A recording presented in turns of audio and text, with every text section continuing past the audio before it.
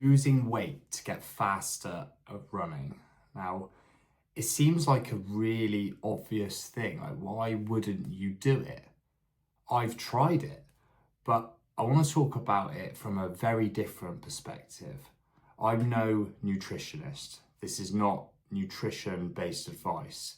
This is purely based on mental experience of trying to lose weight and the negative impacts that potentially outweigh those positive gains you're trying to achieve. The widely regarded facts are that you gain 2 to 3 seconds worth of pace per kilometre for every kilogram that you lose. So if you were to lose 5 kilograms, this would say that you would improve your time without getting any fitter by 50 to 75 seconds in a 5k, 1 minute 40 to 2 minutes 30 in a 10k, 3.5 to 5 minutes in a half marathon, and 7 to 10 minutes in a marathon, which is my main focus. When I start thinking about the amount of fitness I need to gain to improve my marathon time by 10 minutes,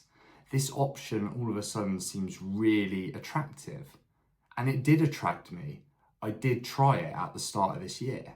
When I was going through a deload phase and a little calf injury was stopping me from running at the volume my mind wanted to, I went to strength training, and to satisfy that itch of progress that I sort of need for running, I thought this is a good opportunity to lose weight. But there is one other undisputable fact about weight loss that you can't ignore, and that is that you have to be in a calorie deficit to lose weight. So this meant I needed to know the calories that I was consuming, which I've never done before, and my mind didn't react well to this, and this is what you should be wary of if you're anything like me. I love food, and I've managed to stay at a similar weight when I go through periods of eating whatever I want, drinking whatever I want, and in theory dieting and drinking less. I've always stayed around the same weight, so I've never actually needed to count calories, but at this point I felt like I did. And the counting calories in itself took away the enjoyment of food. Not only that, but I thought about it all the time and planned days around it, which is really not healthy in my opinion. I also started judging running and fitness progress by weight that was on the scales rather than other metrics such as my strength or my recovery or my actual workouts. And talking about the workouts tend to be of less high quality because you are not fueled as well. I wouldn't say I felt this to an extreme because I wasn't doing particularly hard workouts during this phase, but what I did notice was that my body felt more fragile, and anytime I start having a think about what I'm consuming and having weight be any kind of focus, it tends to open up my risk to injury, which is exactly what I was just coming back from. So none of it made sense. There's evidence to say that once you actually take the enjoyment out of your training, your performance actually suffers. So there's a risk that I could have been actually negatively impacting the one thing I thought I was improving by trying to shed a few kilograms.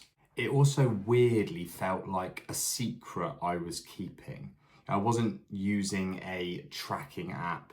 I wasn't telling anybody that I was actually trying to lose weight. So actually the point at which I realized this was not the right thing for me was when I told my wife that was what I was doing. And she said, "It's funny you say that because you've seemed different, a little less carefree," which is exactly the person I'm not trying to be.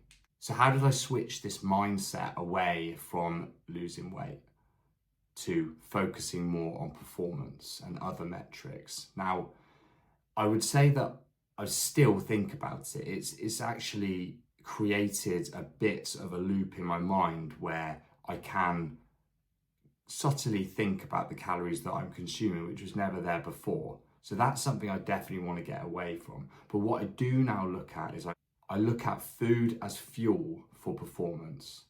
And I remember that I never counted it before and it never impacted my weight. I always stay around that 80 kilogram mark, which is absolutely fine. And that is where my best running performances have happened. What I need to remember, and what you need to remember if you're anything like me, is that a byproduct of moving towards a race, peaking for a race, and adding volume, adding harder workouts, is likely going to be that you find the right weight for you, which is your race weight.